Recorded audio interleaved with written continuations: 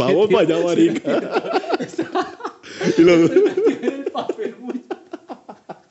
Pero chévere, de eso se trata, ¿no?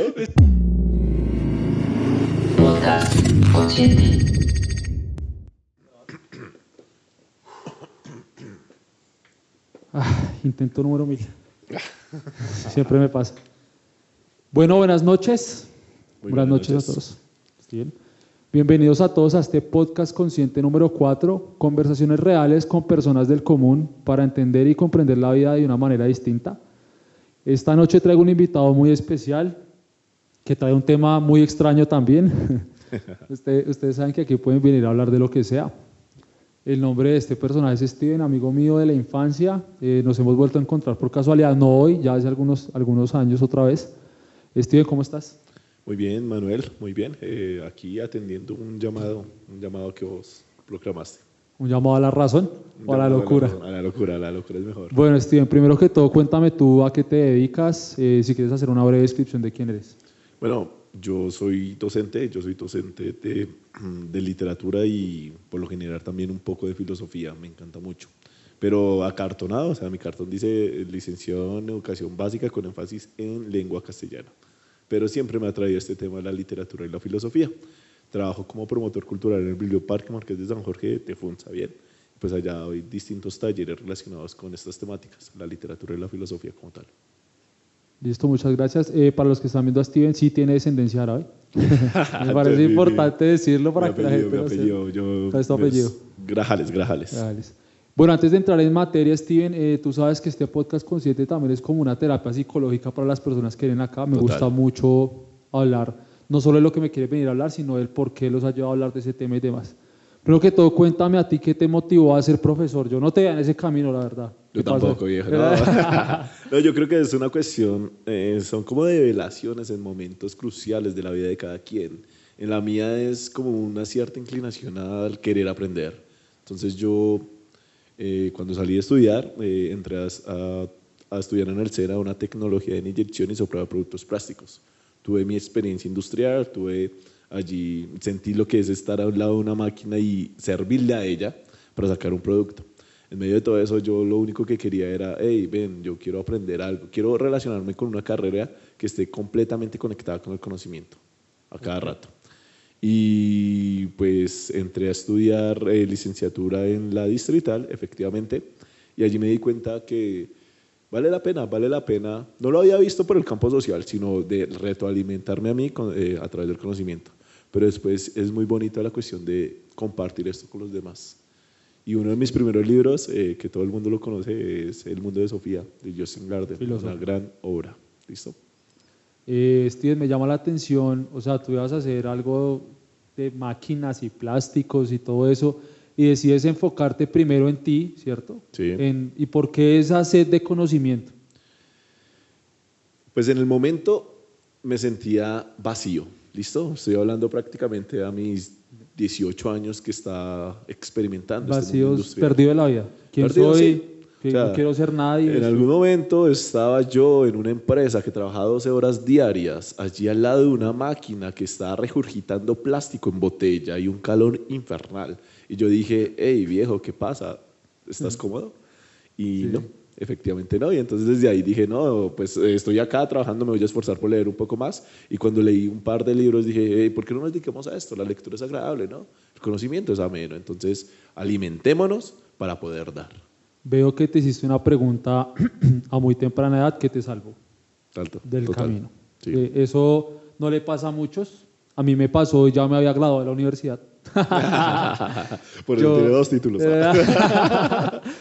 En serio, yo me hice la pregunta, ya había graduado de la universidad, pero yo sí me encontraba en un punto perdido de la vida, pero ya con títulos sabía que tenía que ejercer. Menos mal, como ya lo dije en el pasado, me gusta lo que hago. Bien. ¿Tienes algún mentor, alguien que tú hayas dicho, yo veo a esta persona y por eso dije, ser profesor me llama la atención? ¿O no? Sí. No, imposible que uno pase por una universidad y no se enamore de un ente de conocimiento, ¿no? Pues los que me conocen saben que yo tengo una perspectiva muy nietzscheana de la vida, la verdad. Y no lo niego, en algún momento de mi vida que estuve en completo crisis, comencé a leer a este filósofo alemán, ¿va? Y este filósofo alemán lo tienden a tildar como un nihilista que destruye la moral de la vida, pero no, la verdad, una buena lectura de Federico Nietzsche nos enseña el valor, ¿listo? La fuerza de la potencia como tal del ser humano, ¿listo? Entonces recomiendo mucho leer a Nietzsche, pero saberlo leer. No se dejen llevar por... Nietzsche es el que habla del superhombre, se volvió loco y terminó en manicomio. Sí, excelente referencia. Excelente para seguir. Excelente referencia del tema que vamos a hablar hoy. Del tema que vamos a hablar hoy. Bueno, hablando un poco de este tema de vacíos en la juventud, del por qué uno escoge las cosas que escoge y por qué hay gente que lo hace a temprana edad y a larga edad, creo que vale la pena empezar a entrar en materia. Va. Y quiero empezar a decir, hay un punto en la vida en donde uno se pregunta estas cosas y uno cree que no es normal. Y uno empieza a tocar estos muros de la locura, por así llamarlo, de preguntarse yo quién soy, yo por qué soy, ya uno sale y no se siente bien, uno cree que uno está en esta vida simplemente divagando sin esperar nada a cambio. Y ahí es donde entra este tema interesante porque esto atañe toda la historia de la humanidad. Total. Sí. ¿Qué es la locura para ti, Steven? Bueno, la locura para mí es un campo de la conciencia humana. Bueno, habría que primero distinguir algo. No estamos hablando de una locura médica, una locura psiquiátrica, sino estamos redefiniendo un poco el concepto, ¿listo? Entonces entramos a asumir otra forma de locura, no como un trastorno mental ni psiquiátrico, sino como un campo de la conciencia humana que brota a causa de que la misma razón, otro campo, otro pilar allí en nuestras cabezas, está frustrando la parte instintiva en nosotros. Es como, la locura es como una forma de evolución de la conciencia de la humanidad. Eso es la locura. ¿Tú crees que la locura es un modo de evolución de la conciencia? Sí, sí, sí. Y la locura se relaciona, según esta definición, en algo con el personaje que es Steven. Bastante. Bueno, en un primer grado, ¿no? Tengo otros referentes que sí efectivamente viven y han logrado progresar a causa de esta locura. Más o menos, para llevarlo a ejemplos y para dar una mejor comprensión, vámonos como personajes como Da Vinci, ¿listo? Este italiano del Renacimiento. ¿Qué pasa con Da Vinci? Da Vinci tenía una concepción de pensamiento que salía del sistema, del momento en el cual vivía. Eso Nietzsche lo llama un hombre se me olvidó el concepto. Bueno, pero entonces Da Vinci tenía muchas ideas que para su época estaban muy evolucionadas. Claro. ¿Qué es la locura? Llegar a esa manera de pensar, sobrepensar y quebrantar lo permitido del sistema. Así como Da Vinci, vámonos a un ejemplo contundente que es Copérnico, que fue juzgado por su forma de entender el universo. Todo el mundo entendía que el planeta era el centro de todo el universo. Lo que hizo Copérnico es desafiar la razón de su tiempo, desafiar el sistema católico y político de su tiempo, quebrantar el sistema político católico de su tiempo y pensar más allá. Eso es una característica de locura. Me sorprende en serio mucho porque en serio no lo había visto de esa manera. O sea, el man de verdad tiene que estar uno loco para desafiar todo lo que conoce. Claro. y lo que todo el mundo conoce. Y hay muchos personajes históricos en donde se puede notar esto. Sí, en donde se puede notar. Estamos hablando de Nietzsche, estamos hablando de Da Vinci, todos los personajes que han hecho algo por el mundo. Freud en sus inicios Freud también. Son locos para su época. ¿Tú crees, Steven, así como tú te preguntaste a tus 18 años, ellos se preguntaron algo que los llevó a eso? Claro, bastante. Es que nosotros somos seres pensantes y, bueno, la gran mayoría de aquellos que no se han dejado como absorber por el sistema, ¿bien? Son seres que no lo dan todo por sentado, sino que precisamente se lo preguntan todo y que no se dejan engañar por las percepciones de los demás, sino que quieren creer su propia perspectiva de la realidad, que si la objetivizan y la vuelven un axioma científico, un paradigma social, de maravilla, loco, de maravilla. ¿Tú crees que cuál pudo haber sido esa pregunta? Porque es que una cosa es uno preguntarse el porqué de muchas cosas, ¿cierto? Eso digamos que en cierto modo es normal. Pero ¿cuál sería esa pregunta que lo lleve a uno a desafiar las normas sociales, las normas históricas, todo lo que uno conoce? Aunque esta generación ha sido muy rebelde en ese sentido. Total. ¿No? Es una herencia. Es que es curioso cómo funciona el ser humano, porque nosotros estamos construidos por una membrana, bueno, un ADN, ¿no? Que es la herencia biológica de todo lo que somos. pero también entre ellos tiene que haber una membrana cultural, tiene que haber ahí una molécula cultural que nos hace, por ejemplo, de aquí a 10 años, los chicos, una adaptación más fácil a la tecnología. Pero tú, bueno, preguntas cuál fue la pregunta. Son muchas, Manuel, son muchas, porque si nos vamos a los principios del tiempo, nosotros teníamos un pensamiento muy mítico religioso, ¿va? Estamos hablando de la época de la Grecia clásica. Lo que uno no entendía lo explicaba así. Por medio de los mitos, ¿listo? Sí. Que porque caía un trueno, que era Zeus o Thor, que porque la Vía Láctea era el cielo, que era la culebra de los indígenas, etc. Y ese pensamiento mítico rompe con la noción científica de la realidad. Pero bueno, antes de eso, hay una pregunta que siempre nos hemos hecho los seres humanos y que nos causa mucho impacto, mucha agonía, que es la creación de un Dios o el pensamiento o la relación con un Dios. Nietzsche manifiesta en el libro de Filosofar con el martillo que esa angustia del ser humano de querer saber de dónde es, para dónde va y quién es, la descansó en la idea de Dios. Entonces, es como una angustia interna. Sí, es una angustia interna que dice, hey, carajo, ¿cómo le doy solución a esto? No sé. Estoy mamado de estas preguntas. Hagámosla fácil. Metafísica. Metafísica es descargarle toda la responsabilidad, toda la angustia a una idea que es Dios. Y de ahí para adelante se volvió un poquito perezoso de pensamiento. Sí, esas preguntas ya poco, ¿no? Poco. O sea, a nivel científico no va.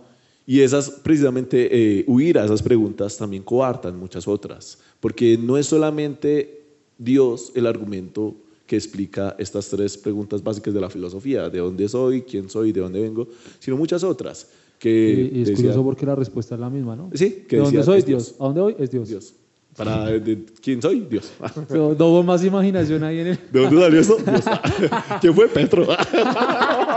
Petro es el culpable de todo. No hubo más imaginación ahí como para meter otros dos personajes secundarios o... Petro, basta ya. Bueno, en fin. Y no es solamente la respuesta a esas preguntas, parcero, sino angustias de la vida, injusticias de la vida, que si te va mal, Dios. Parce, digamos, yo personalmente no creo en el karma. O sea, para mí el karma es una invención de la gente para no hacer ciertas cosas. O sea, yo no puedo creer que una persona que, por ejemplo, voy a decir algo así rápidamente, antes de continuar con el tema. Por ejemplo, un asesino serial mata a 20 personas y luego él se muere.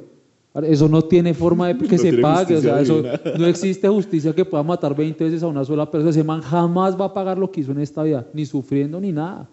Ese es mi punto de vista. Como diría mi papá, son pajazos mentales que se nos echamos nosotros mismos para aguantar. ¿Tú también crees que eso es pura cosa para no caer en la locura, precisamente? Parce, si te pones a pensar, todo es interpretación. Eso también lo decía Nietzsche. Que, parce, tu discurso, tu realidad, la ciencia, todo es una interpretación de una realidad, pero nada concuerda concretamente con la realidad. Todo la teoría de Nietzsche, hasta Nietzsche se echó esa soga al cuello al decir que su filosofía era una interpretación. Entonces nada es verdad, todo es subjetivo. Eso es delicado, marica, porque caemos en serio en un nihilismo, porque no tenemos bases para sustentar quiénes somos y qué hemos construido. Y mira que yo me pongo a pensar, o sea, quiénes somos se pierde. De hecho, yo ya había pensado esto, pero lo van a mencionar, cuando nos conquistan. Cuando nos han conquistado nos robaron toda nuestra identidad. Ahora sí. Nosotros no sabemos como colombianos qué somos. Somos un caldo de cultura. Somos un caldo de cultura, pero nuestros ancestros entonces ¿qué? Pero entonces los españoles ¿qué? Pero entonces somos así, pero entonces somos así. Yo creo que ahí se deriva el hecho de que Colombia, digamos, en cierto modo las personas sean como con algún tipo de pensamiento todavía como mágico, pero a su vez traen ese pensamiento europeo de ser muy materialistas. Sí. Cuando nos conquistaron acá fue por oro, o sea, 100% materialismo que no existía. Y aquí tú ves si la cultura es medio dividida entre materialismo y no materialismo. Y yo creo que es porque todavía no tenemos claro qué somos, o sea, cuál es nuestra verdadera raíz y qué camino vamos a tomar aquí como colombianos. Y es que nosotros tenemos herencia cultural de todo. Bueno, todo pasó. El nicho. Pues él me dice árabe, pues interesante, mi apellido tiene una cierta relación con esta cultura. Pero pues efectivamente en España, cuando la península ibérica se estaba creando, pues ahí muchas culturas se enredaron ahí. Hubo alemanes, bueno, lo que después se convirtió en Alemania más bien, romanos, árabes. Efectivamente España fue muy impactada por los árabes, de ahí que el español tenga palabras como estas: almohada, ajedrez, álgebra. Todas las palabras que comienzan con al tienen una derivancia. Gonorrea. Algonorrea. Algonorrea. Eso también es árabe, parce. Entonces nosotros somos un caldo cultural, marica, efectivamente. Somos eso. Tú me estabas contando ahorita y quiero que empecemos a profundizar en este tema porque estoy ansioso por escuchar que la evolución. La evolución, o sea, tú dices que el hombre evolucionó y ahorita lo mencionaste, la locura es la cosa superior de la conciencia. Tú dices que el hombre evolucionó de la locura. Sí. La locura es la evolución. Lo que va a evolucionar. Lo que va a evolucionar. Y algunos ya lo lograron, pero es que estas evoluciones no se logran en masa, sería bastante raro, ¿no? Se logra por partes. Son partes, es que mira, primero que todo, Manuel, algo que sí quiero compartir con todos y que comparto en mis clases, es que, hey, loco, déjate de ver como un individuo, no lo sos raza. Tú y yo tenemos 10 dedos, somos seres humanos, somos una raza. Y cuando uno se comienza a ver como raza, la raza humana, se quiebran muchas barreras individuales. Y uno se da cuenta que los personajes pasados, la historia, han hecho algo para el progreso de la humanidad, Y también uno se da cuenta que este momento es el momento que está empujando la historia de la humanidad y que tenemos que prevalecer como raza. Y ese es el objetivo fundamental. Por eso es que sí, nos duele pensar que el planeta esté jodido, pero tenemos que pensar en emigrar a otros planetas. Pero bien, no nos vamos a ir por ese lado. Si eso es así, y si les he comentado que el ADN es como la cajita donde se guarda toda la evolución física de nosotros, también hay una especie de ADN mental. Y hay que preguntarse en esencia qué es lo que somos. En esencia, marica, en esencia. Me llama la atención porque de hecho hay una rama de la psicología, que la psicología es reconocida por una ciencia por algunos, ¿no? Ahí les cuento. Sí, Sartre no la se llama la genealogía. Y la genealogía es precisamente el estudio del árbol genealógico y como todo eso, todos esos comportamientos influyen en nosotros. Sí. O sea, uno, si se pone a hablar, yo hice el ejercicio realmente, yo hablé con mi papá, ¿cómo era mi papá? Papá, ¿cómo era su abuelo? ¿Cómo era su papá? O sea, sí, mi abuelo me hizo hablar así. Y todos tenemos comportamientos similares de carácter, de forma de ser. Total, la manera de expresar, hay un ADN contundente. Y eso casi me vuelve loco. No, en serio. Está rompiendo el sistema. Porque entonces yo pensaba, ¿y entonces yo qué soy? ¿Soy una suma de todos los que vienen atrás o yo realmente soy Emanuel que está aquí sentado en esta silla? ¿O soy mi abuelo y mi bisabuelo aquí expresándose a través de mí? Eres una cadena. Entonces, soy de una la cadena descendencia de todo eso. De descendencia, pero eso es rarísimo, pero también cuando tú piensas a pensar así, sientes una unión entre la raza. Y eso es bonito pensarlo porque ¿en qué nos parecemos a nosotros, a los alemanes? Pues en que somos humanos, más allá de fronteras de países. Bien, bueno. Pero vamos con eso. Aunque hayan habido nazis en su época, no importa.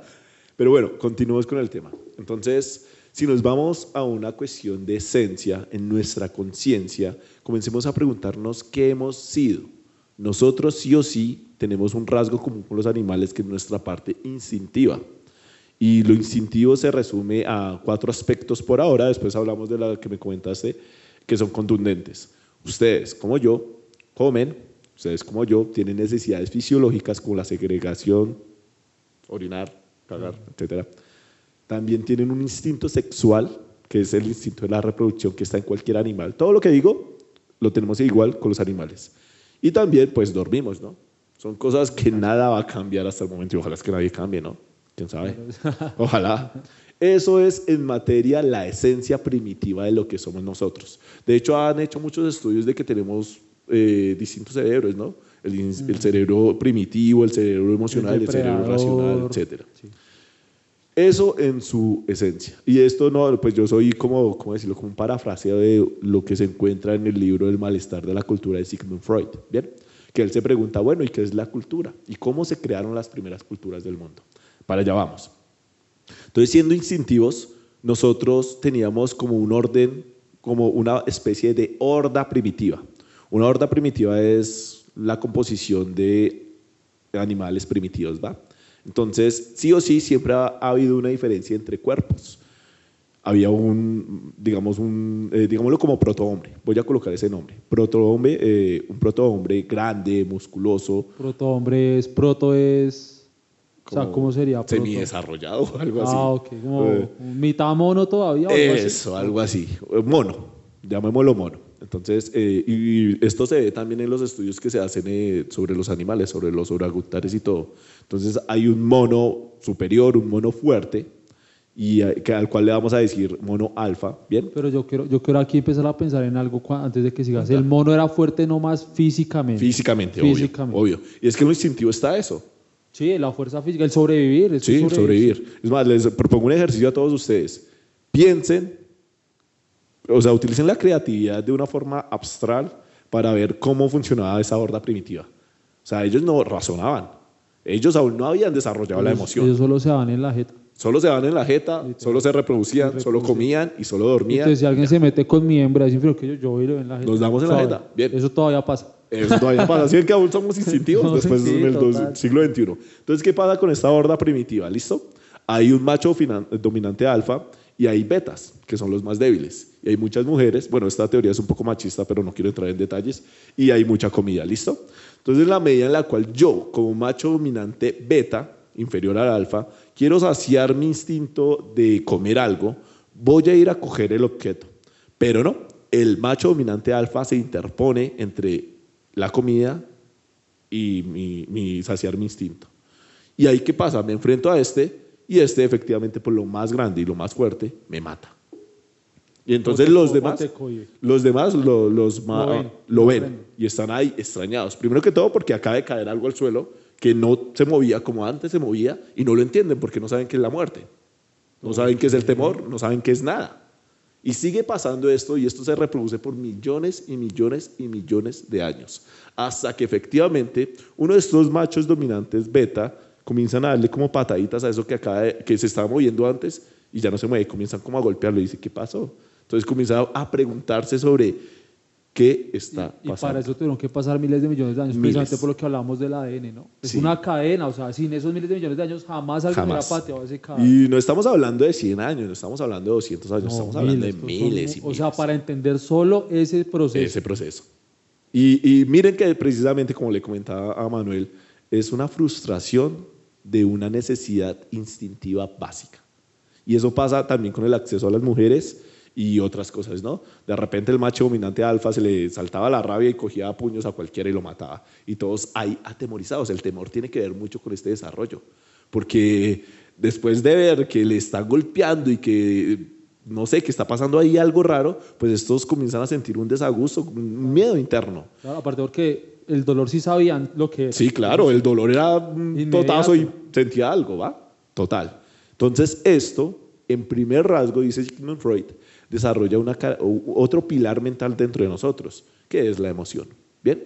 Y también tiene que ver mucho con la cuestión de la maternidad en las mujeres, de sentir que algo crece, eso también es instintivo, ¿no? Lo materno, y de relacionarse con ese algo de una forma distinta, que no sea solamente saciarlo, sino como cuidarlo. Eso también se repitió por mucho tiempo para que en las mujeres y en nosotros, al ver que están muriendo las otras personas, se creara la conciencia de muerte, se creara la emoción de los otros, pero eso aún no vencía al macho dominante alfa. Es que hay también un tema y es que hay, los seres humanos también lo tenemos nosotros y los animales, y es que el reproducirse es mucho más profundo. El reproducirse es prolongar la misma existencia de la raza y de uno mismo, claro, de los hijos. Entonces pudo haber sido que en algún punto se muriera un hijo y dijeran como, oiga, yo ya no me... Se sienten mal, pero no saben por qué, pero es porque no se están prolongando ellos, su especie. Exacto, y porque no tienen conciencia de lo que está pasando. La conciencia es una cuestión netamente de la razón y la emoción mezcladas. Pero ahí lo que pasa es que, llevémoslo a la imaginación. Un día está esta protomujer con su hijo en los brazos, etcétera, lo está alimentando, bien, eso es muy instintivo, y pierde la noción, despierta el otro día, va a comer algo, se despierta nuevamente el instinto materno y busca y bicho está tieso y lo comienza a tocar y como acercarlo y no pasa nada y se extraña, ¿no? Se extraña lo que está pasando allí. Pero como te digo, esa relación del macho dominante alfa en cuanto a los betas no se rompe con lo emocional. Así como tú lo estás contando, está llevando a la comunidad a a sentirse muy extraños. Sí, extraños. Para no llamarlo todavía locos, pero Eso, está bien. llevando a que toda una comunidad se sienta muy extraña con lo que está pasando y no estén a gusto. Entonces, Por miles y miles de años. pongámoslo bajo este ejemplo, ¿listo? Pensemos en un huevo, ¿listo? El huevo, lo interno del huevo constituye todo el campo o la noción o la relación con el entorno en cuanto a lo instintivo. Todos estos hechos lo que hacen es quebrar el caparazón del huevo y entonces la conciencia se expande a un campo no solamente instintivo, sino emocional. Pero no está justapuesto, conviven. O sea, no está lo instintivo aquí abajo y lo emocional aquí arriba, no. Conviven allí. Ya el ser humano ha desarrollado, gracias a ese quiebre mental, la cuestión de su emocionalidad. Tenemos que agradecerle a esos micos Claro, que mataron a las nosotros. Nosotros hacemos parte de ellos. ¿A nosotros? Claro, la raza humana. Sí, claro. ¿Y qué pasa? Pues efectivamente después de ver que tantos protohombres están muriendo allí en el piso, que se quedan en el camino, el miedo a relacionarse con el macho dominante alfa porque te mata. Y sabes que estaba pensando que también como cuando empiezan a ver que se pudre la carne, ¿no? También, O sea, obvio. empiezan a ver y lo mueven y de un momento a otro empieza a oler mal, lo prueban porque yo creo que hasta se lo comían. Claro, muy Lo seguramente prueban eran y ya se antropófagos. enfermaban y decían, esto aquí no está, esto no es normal. Eso no es normal. Pero hay una característica que efectivamente demuestra, junto a otras, ¿no? Esta es una explicación, que demuestra cómo se desarrolló la razón en nosotros. Y es precisamente ver que la contienda entre el macho dominante alfa y un macho dominante beta siempre llevaba a que este mataba al otro. Pero si son dos contra uno, ¡pa! Listo, los mata. Tuvo que haber habido, o sea, ¿no crees que de pronto se desarrolló también el lenguaje? ¿También? O sea, tuvieron que haber puesto de acuerdo 2 o 3 monos para decir, marica. Hablemos de un protolenguaje. Entonces, están ahí peleando esos dos, que se muere. Entonces, nosotros nos miramos como machos dominantes beta e intentamos hacer como mímica, ¿no? Como gestos. Y comienza la expresión esa emotiva, pero ya tiene que haber como una rabia dentro, ¿no? Como de, que están atacando, ¿qué hacemos? Y ahí es cuando, de una u otra forma, nos hacemos entender y vamos para allá, marica. Y luego... Pero chévere, de eso se trata, ¿no? De eso se trata, marica. Entonces vamos a matarlo. Salud por la historia. Lo contó con tanto deseo que en serio yo estaba ahí mirándome con otro como, marica, está pasando. Mira, que eso me pasa en mis clases, por eso es que soy apetecido, porque pues toca expresarlo con todo el cuerpo, güey. Va. Entonces estamos ahí, marica. Vemos que están matando a ese man. Y nosotros queremos hacer algo porque no lo queremos repetir. Y de cierta manera nos hacemos entender emocionalmente. O sea, entonces, yo cojo una piedra y te hago como acá y tú coges otra y nos miramos. ¿Y cómo fue, Piro? Entonces, se puede decir que es un protolenguaje, porque no es un lenguaje a través de la letra o la palabra, o un lenguaje sofisticado como lo tenemos. Nuestro lenguaje es completamente racional. Nuestro lenguaje tiene orden, tiene signo y significado, tiene muchas cosas, ¿bien? Pero entonces este protolenguaje es la manera de llamar la atención del otro y darle a entender una situación, o medio darle a entender una situación. Okay. Entonces, efectivamente, mientras se desarrollaba este protolenguaje, también se estaba quebrantando la cáscara del huevo. O sea, quiero entender que al punto que tú quieres llegar es que esos monos que se aliaron para matar al otro estaban siendo locos en su... No, aún no. Estaban comenzando a desarrollar la razón, que es muy básica. Si 1 contra 1 no puede, tal vez 2 contra 1 sí, o 3 o 4. Entonces ya es un pensamiento racional, ¿no? Igualmente el lenguaje, esos protolenguajes ya comienzan a quebrantar la cáscara del huevo y darle significado a lo que es una razón. Y no solo eso, también hay otra teoría que dice que al utilizar la técnica, los elementos, también comienzan a pensar de otra manera. Es que lo que les estoy contando es una característica de muchas que pasan en el entorno. Por ejemplo, hay una teoría del trabajo que las manos de los protosimios eran solamente sin el pulgar, ¿va? Y entonces, en la medida en la cual comenzamos a utilizar la técnica, las herramientas, se comenzó a desarrollar el quinto dedo, ¿bien? Y dice la teoría del trabajo, que esto es de Engels, el amigo de Marx, dice que si se modifica una parte del cuerpo, se modifica todo el cuerpo. Entonces esto pudo haber desarrollado también la razón de nosotros. Porque tienen que uno pensar cómo va a manipular este dedo nomás y ya con eso se desarrolla otra parte. Claro, otra forma de pensar. O el consumo de los alimentos pasados por el fuego. El carbono, que es como queda, o sea, ustedes tienen carne y la someten al fuego o la fritan, lo que hacen es una explosión de carbono en esta carne y el consumo de carbono también funciona, o el consumo de alucinógenos. Todo esto se suma precisamente para crear esta forma de pensar ¿Tú has que escuchado tenemos. la teoría de los 100 monos? No. Que dice que esto ya es comprobado. Mentira, esto ya no. ¿Cómo se llama cuando deja de ser teoría? Bueno, se vuelve paradigma. Esta realidad. En la ciencia es axioma científico. Listo. Resulta que llegaron unos científicos. No, o creo que es teoría porque lo probaron con pocos monos. No ha sido que todos los monos. Okay. Había un grupo de monos. Le dicen los 100 monos, pero no necesariamente eran 100 monos. Cogieron a un mono y le han enseñado a cazar. Que a los monos se les puede enseñar hasta el lenguaje de señas. Sí. A este mono le enseñaron a coger una piedra, a medio darle forma e ir y cazar, creo que fueron peces. Ah, sí, peces. No era una piedra, era un palo. Y el mono aprendió a cazar peces con ese palo. Pues obviamente esto le da una ventaja, ¿no? Claro, en cuanto al nivel de alimentación sobre los demás. Entonces este mono ha hecho que esta ventaja pase a su siguiente generación y se la ha enseñado a su hijo. Y su hijo se la ha enseñado a sus amigos. Y toda esa tribu le empezaron a aprender a cazar con esos palos. Luego resulta que esa tribu se dieron cuenta que fueron y le enseñaron a otra tribu. Okay. Un mono de esto se relacionó con supongo que una mona, no sé. Una mona bien guapa. Una mona así bien sexy.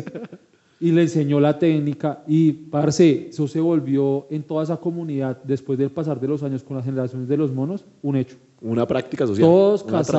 Todos cazaban con esa vaina que les han enseñado los seres humanos a los monos. Genial. Y de hecho eso justifica la teoría de la educación de Durkheim. Es lo que tú dices, es eso, o sea, pasa algo y eso empieza a trascender. Solo basta con que uno solo caiga en cuenta y lo empieza a llevar a trascender. Total. Y es que hay que analizarnos qué somos acá y después comenzar a entender qué es lo que nos pasa, ¿no? Y esto pasa precisamente con la razón. Todos estos rasgos, la manipulación de herramientas, el miedo, el intentar comunicarse con el otro, el protolenguaje, todo eso desarrolla y quiebra nuevamente el caparazón de la conciencia humana e implanta otro pilar ahí, que es precisamente la razón. Y aquí, bueno, este es un análisis del pasado. O sea, voy a compartirte una frase de Michel Foucault, el filósofo francés, que me parece contundente. ¿Listo? Él para toda temática utilizaba esta frase: observar el pasado, analizar el presente y reaccionar hacia el futuro. Entonces, eso se compone de todo. Ustedes vean, no sé, los medios de transporte. ¿Cómo han evolucionado los medios de transporte y qué se dará? Observen el pasado de los medios de transporte, analicen lo que está pasando en este momento y imaginen y reaccionen a qué vendrá con los medios de transporte. Entonces, en este momento lo que hemos hecho, Manolo, es observar el pasado, ¿va? Desde una perspectiva de Sigmund Freud. Ahora nos vamos precisamente a analizar el presente para que se manifieste o se sostenga la teoría que te estoy compartiendo, que ahora el otro estadio mental es la locura. Aquí, antes de entender eso, quiero hacer una pregunta clave. Clave en estas situaciones. ¿Esa teoría es tuya o es de alguien más? Sí, hace parte un poco mía. Es como personal. Sí, es muy personal esa teoría. Y ¿por qué o sea, es muy raro que alguien o sea, oigan esto, ¿qué tan normal es que una persona se pregunte o diga que la locura es lo que va a llevar a que los seres humanos trasciendan de lo que son ahora? Es una vaina muy compleja. Sí. Y quiero entender o sea, listo. Retomando, se fue la cámara. Sí. Estamos tocando temas divinos. Estamos tocando temas aquí divinos, extraños. Se usa en puto, weón. Se usa en puto. El Olimpo no es nada con este podcast. Siempre tiene que haber una motivación, ¿cierto? Sí, marica. Tiene que haber una motivación interna que lo lleve a uno a plantearse tesis, a plantearse preguntas y a buscar soluciones. En tu caso, si lo quieres compartir. Claro, obvio. ¿Pasó algo en tu vida que tú dijeras, fue puta, todo el mundo está loco, qué es esta mierda? Pues mi experiencia siempre ha sido con el conocimiento, la verdad. Digamos que yo he estado muy relacionado, insisto, con filósofos como Federico Nietzsche. Y Federico Nietzsche no es un filósofo racional, es un filósofo de la voluntad de poder, que sí se toma de la razón. Dice que no hay ética ni nada de esa mierda. Nada, uno está por encima de todo. Sí, bueno, ¿y qué es lo que pasa? Pues efectivamente hay que hacer un análisis de la razón, ¿no? Y la razón en la historia ha sido impactante y se ha dado tanto que, pues, gracias a la razón se dio las 2 guerras mundiales, la evolución de la ciencia, la bomba atómica. Entonces, ¿hasta qué punto? Yo me pregunté conociendo eso, ¿Hasta qué punto la razón es favorable para la raza humana? ¿Y te pasó algo a ti personalmente que tú dijiste hasta qué punto, algo que te hiciera perder la cordura? O sea, no hay de pronto, ha pasado, a mí me pasó, y lo explico en el podcast que ya pasó, porque este es el cuarto, todavía no lo he publicado. Pero ya para esta, bueno, el caso. A mí me pasó, yo tuve un punto de quiebre muy fuerte, y fue muy personal, y yo lo conté ahí. Tú dices que no, es que no evidencié esto y esto, bueno, sí, está bien. Bueno, pero si a nivel personal a ti algo, digamos, alguna cosa te pasó y tú dijiste no, o sea, no, esto no, esta mierda no tiene sentido para nada. Pues yo me... ¿O fue solo observación de cómo No, está fue el mundo? observación, pero pues entendamos que la locura que estoy diciendo, o sea, de resignificar el concepto, es siempre antisistémico, ¿no? Quebrantar el sistema. Claro. Y yo siempre he tenido como un espíritu a esa noción. O sea, antes de pensar esto, es que las teorías creen así, ¿no? Todo revolucionario con tus estudiantes. Entonces todo ¿Y siempre tú tratas de meterle eso también a tus estudiantes? Un y poco. Todo? Un poco. Eso pero a propósito. Sí. Bueno, pregunta aquí rápido, ¿uno tiene alumnos favoritos o no? Sí. Sí, es verdad, lo siento. Y sabes que estoy hablando de ti. Los demás, vale, verga. Entonces, las teorías siempre surgen de esto, de darle explicación y argumentación a una forma de pensamiento. Entonces, yo soy estudiante de universidad pública. Yo vi en mis compañeros cómo se inmolaban prácticamente ante una camioneta del SMAT, cómo se lanzaban, y yo dije, hey, ¿hasta qué punto uno tiene que tener la emoción o tiene que ir en contra de su propia razón para sacrificar su vida a favor de una causa? Eso es un pensamiento muy loco, weón. Marica, eso es re loco. Loquísimo. O sea, nada y tú lo ves que... en todo lado, o sea, la cuestión de las Torres Gemelas, como este man en serio conduciendo un avión, bailea, eso está fuera de toda razón, marica. ¿Cómo se llaman los japoneses? Los kamikazes. O sea, todas esas personas. Y el haraikiri. Haraikiri, pero eso es más honor. Pero todo eso uno se pregunta, bueno, ¿hasta qué punto estos manes qué conciencia tienen? Y lo lleva al medio académico. Y el arte también es una representación en mi vida que me ha llevado a pensar la locura. Porque veo artistas como Dalí, como el surrealismo, veo poetas como Baudelaire que para su época no encajaban y tenían una concepción muy amplia. Veo el sufrimiento del mismo Federico Nietzsche, que para su época el man era intempestivo. Ese era el concepto que no recuerdo ahorita. Un hombre intempestivo es un hombre que está más allá de su época. ¿Listo? Entonces yo veía todo eso y yo decía, bueno, ¿y qué pueden tener de similar estos sujetos? Y yo me veía también, yo no encajaba en algunos sitios, no me sentía a gusto con muchas cosas. Te identificaste ahí, sí. Ese fue tu grupo, gente que ya no existe. Exacto. Chévere. Y a través de todo eso comencé a pensar que efectivamente, si somos resultado de una evolución, me hice la pregunta básica, ¿será que estamos finiquitados? ¿Será que no vamos a seguir evolucionando? Y si evolucionamos, sí, o sea, sería absurdo decir que que esta es la última etapa del ser humano. Entonces también la conciencia. Y me puse a preguntar, de hecho creo que también tuvo que ver algo de Aristóteles, pero no me acuerdo bien. Eso fue en una clase que yo estaba viendo a Aristóteles y se me dio por pensar todo esto. Y efectivamente, si evolucionamos biológicamente, ¿qué nos puede negar una evolución de conciencia? Y ahí fue la pregunta, ¿qué vendrá después de la razón, marica? Que no es una pregunta muy liviana. Parce, tiene toda la razón. Y, ¿cómo te digo? Uno razona, ya este es el punto de razonar, pero tiene que haber algo más de la razón. Bueno, y espera que no terminamos lo que es la teoría, porque pues nos quedamos, analizamos el presente, ¿no? Sí. Entonces, esta horda primitiva ya son homo sapiens, hombres sabios, comenzaron a ver que matándose el uno al otro, comenzaron a ver lo siguiente, listo, uno contra el macho dominante alfa no puede. Pero 5 contra él, listo, lo mata. Bien, relajado. Genial, relajado. Pero entre los que quedan, entre esos 5... Tiene que haber otro dominante. Exacto. Que hay una que se llama transferencia de poder. Exacto. O sea, aquí nos unimos, pero alguien va a mandar. Claro. Y pero eso también es muy es que de nosotros, el que manda ahí ya es consensuado. No. No, en ese momento sigue implementándose como el macho dominante alfa y sigue jugando lo mismo que jugaba este otro tipo, ¿no? Y se siguen armando y lo siguen quebrando y entre los que quiebran, entre los 4... hay uno que se proclama así, etcétera, etcétera, etcétera. Pero ahí pasa algo también muy curioso, y es que ellos dan cuenta que si siguen así, está en peligro la especie. Y esto es también instintivo. Cuidado, cuando estemos en peligro de la especie, bien. O sea, ellos tuvieron que haber llegado a un punto en que se vieron 2 con 10 hembras. Dijeron, Exacto. marica, no, Dijeron, usted espere. me mata a mí, yo lo mato a usted. Dijeron, pare, marica, pare, weón. Marica. O sea, no. Bien, entonces ahí fue donde nació la cultura. ¿Qué es una cultura, Emanuel? Pues yo creo que una cultura es un conjunto de características que hacen que muchas personas tengan cosas en común. Y recuerden que estamos hablando de un libro de Sigmund Freud que es el malestar de la cultura, ¿no? El malestar.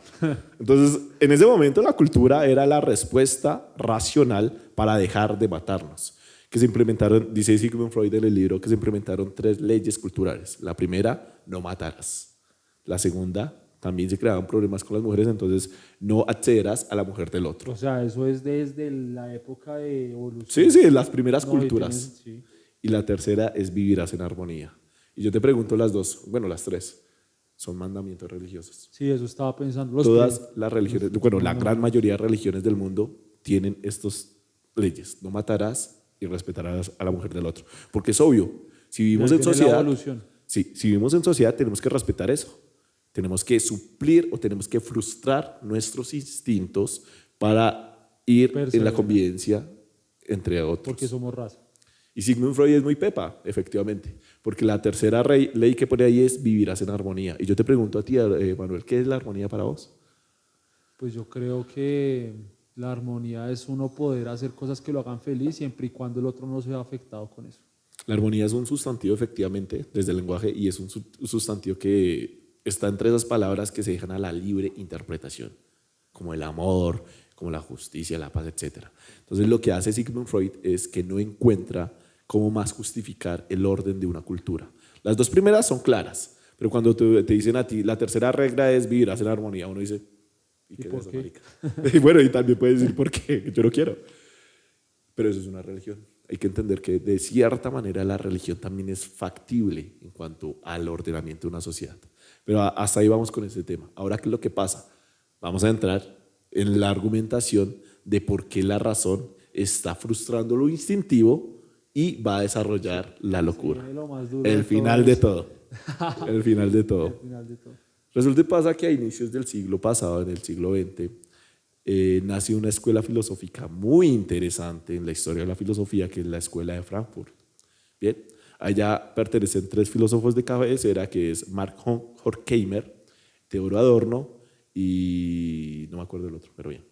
Estos 2 filósofos escriben una obra que se llama Crítica a la razón instrumental y hacen una diferencia entre la razón de Immanuel Kant de reflexionar por sí mismo y la razón instrumental que se ha apoderado de la desarrollo de la historia de Occidente. Bien, pero no nos vamos hasta allá. Me voy a ir solamente a un fragmento de este libro que lo relacionan con la Odisea. Yo en este momento estoy dando literatura griega.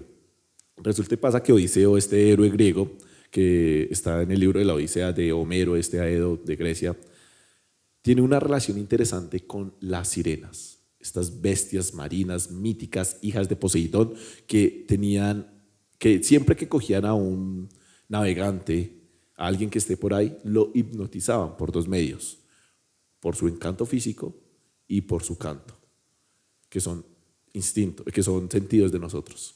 Entonces, después de una charla con Circe, Odiseo decide pasar por el mar de las sirenas. Y esto lo dice Mark Horkheimer y Theodor Adorno. Dicen que Odiseo, ¿cómo venció a las sirenas? Se ató con cadenas al mástil del barco y a toda su tripulación le pidió que se taparan los ojos con una venda y que se echaran cera en los oídos para no ver y escuchar a las sirenas. Pero él no hizo eso, no se tapó ninguno de los 2 sentidos, pero se ató con cadenas al mástil. Para no ir a hacer nada. Para pero no quería acceder. Escuchar y ver. Sí, claro.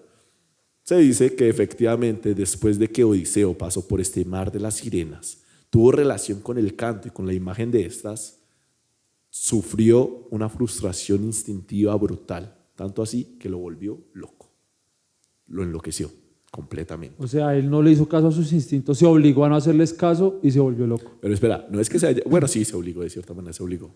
¿Qué representa simbólicamente todo esto?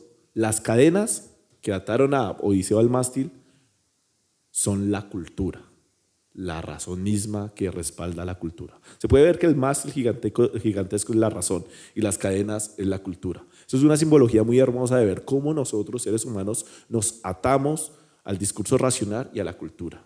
Pero Y las sirenas son nuestros impulsos, lo que provoca nuestros impulsos. los instintos. Sí, y somos nosotros ahí por medio del mar de las sirenas queriendo ir a acceder de ellas como bestias instintivas, salvajes, y no pudiendo porque estamos en una cultura. Entonces, de dicha manera, a lo largo de mucho tiempo, nuevamente, millones y millones de años, esa frustración ha imperado en la sociedad, en la cultura y en la raza humana. Tanto así que hoy en día es uno de los argumentos, según esta teoría, que esposa o que rompe la cultura. Y no solo eso, como dijimos con el lenguaje, también injusticia social, también desigualdad, corrupción, todas estas cosas que dicen, hey, pero es que no es racional que unos estén tan alto y otros estén en la clase aquí comiendo nada. Claro. Todo eso también nos hace pensar que la razón necesita quebrarse. ¿Has visto El Caballero de la Noche? No. El de Batman. Ah, sí, sí. Pero espérate de cansos porque estoy aquí impactado. Bueno, va, sígalo. O sea, no, me dejó sorprendido. Me iba a parar y me iba a ir, pero dije, no hay que seguir con el podcast porque me dejó sorprendido el análisis de este cuento de las sirenas. O sea, sí. Lo veo muy aterrizado. Pero me pregunto, ¿y si este man se hubiera dejado caer en sus instintos en el mar? Se hubiera muerto, ¿no? Sí, posiblemente. Eso pasaría con la humanidad si se deja llevar también por sus... Claro, porque por algo los micos no lo... Sí, posiblemente. Ahora sí me paro y veo. Es interesante, de hecho, me pones a pensar en ese otro camino, ¿no? Claro, ¿qué hubiera pasado? Okay. Que de hecho es a donde tú quieres ir, o sea, si seguimos por este camino en donde vamos a estar, ¿cierto? Con la cultura aquí atados a esto de, parece, esto es lo que está bien y aquí fue como, así es, esto es lo que vamos a hacer. Exacto. Nos vamos a volver locos. Sí. Y si nos soltamos, nos vamos a matar entre todos. Seguramente. Y entonces, ¿qué vamos a hacer en nuestra vida? Pues tomemos el camino de los grandes personajes sabios, ¿no? Y de todos estos que citamos al principio, ¿no? Yo, ¿por qué te hablé de El Caballero de la Noche? Porque hay una escena muy interesante en donde Ledger, el Guasón, tremendo personaje, está ahí con Batman y Batman de una u otra forma lo ata de sus pies, lo bota al vacío, después lanza sus maricas cuerdas y logra darle los pies y lo ata. Y entonces aquí el Guasón dice algo muy, muy curioso. Y dice, Batman, ¿qué acaso? Lo estoy parafraseando, no lo hice literalmente. ¿Qué acaso no te has dado cuenta, Batman, que en esta sociedad en la cual vivimos hoy, para que un hombre pierda la razón, solo basta darle un empujón? Hasta le rimo a los hueones. Bueno, me rimo a mí. Marica, tú me hablaste del origen, ¿no? Meterle una idea en la cabeza a alguien es darle un empujón. Es decirle, hey, marica, no existe Dios. Comienza a germinar, comienza a hacer sus cosas. Y toda la razón que él tiene ahí dice, y se comienza a quebrantar y dice, pucha, ¿qué pasó? Marica, ¿tú sabías que la connotación o la palabra sujeto hace propiedad a un individuo que está atado a las instituciones políticas? Déjale una idea ahí y comienza a quebrantarla. Esa es el germen de la locura. Las ideas que revelan la realidad tan atada de la cultura y la razón. Marica, existen ovnis. ¿Qué? Es eso, güey. Déjale eso. Ese es el germen de la cultura. Y hasta el mismo Edgar Allan Poe tiene una frase muy interesante. Edgar Allan Poe en alguna entrevista le dijeron, hey, bueno, él respondió, muchos me han dicho loco, pero aún no queda esclarecido la cuestión de si la locura es un estado más sublime que la inteligencia. Entonces uno se pregunta, bueno, ¿y por qué tantos personajes tan célebres hablan a favor de la locura? Y hoy en día se habla de pensar fuera de la caja, ¿no? Sí. Todos esos discursos van precisamente a desarrollar una creatividad o una inteligencia más allá de la misma inteligencia que se llame locura. Y eso es quebrar el sistema, pensar por fuera. Y eso es la locura, o es el concepto que yo quiero compartir y desarrollar. Elon Musk, creo que fue este loco el que... A este man de Elon le están diciendo que está loco por lo de Marte. Claro, y a Copérnico le dijeron loco en su tiempo, a Nietzsche la pasaron diciéndole loco, a Sócrates lo juzgaron, por eso bebió cicuta. Todo esto se repite en la historia de la humanidad de distintas maneras. Entonces hay que preguntarnos si esos sujetos, por pensar más allá del sistema, de lo permitido, no comenzaron a germinar dentro de ellos un estado de locura. y murieron, pero bien. Pero como les digo, eso tiene que pasar mucho tiempo para que toda la humanidad implemente esa conciencia de pensamiento. Que es lo que puede estar pasando en este momento, ¿no? Sí, el caos es O propicio. sea, se está para viviendo ello. un caos, yo creo que no somos los únicos que lo piensan, pero se está viendo un caos a nivel ni siquiera colombiano, mundial, Mundial. de pensamiento de la razón. Y es importante, el caos es importante, Manuel, no hay que ver lo negativo. El caos propicia el desequilibrio mental y la frustración del mismo orden establecido. Es que de hecho la gente quiere ir en contra del orden establecido, no están de acuerdo con el orden establecido, están cansados de todo esto. Bueno, muy interesante todo, Steven. Yo quisiera que para finalizar entonces nos digas una conclusión de lo hablado. Una conclusión a nivel como personal. O sea, tú ya hablaste acá, seguramente también mientras hablabas caíste en cuenta de algunas cosas. Sí. Puede que sí. Y una conclusión a nivel como cultural. O sea, a nivel personal, ¿tú qué crees? Y a nivel cultural, ¿qué nos puedes decir? Bueno, a nivel personal, yo creo que Que estoy loco. posiblemente. A nivel personal, bueno, mejor es a nivel cultural. A nivel personal, yo quiero pues manifestar que el arte es una buena salida del individuo y el arte es una solución para conectarse con algo y que el arte sirve mucho. El arte es mi vida. El arte, hijo de puta, la hueva, marica. Sí, sí. Y bueno, y a nivel cultural sí los invito en serio a dejar de pensarse como individuos y piénsense como una raza. Ey, somos la raza humana y nuestra tarea es prevalecer.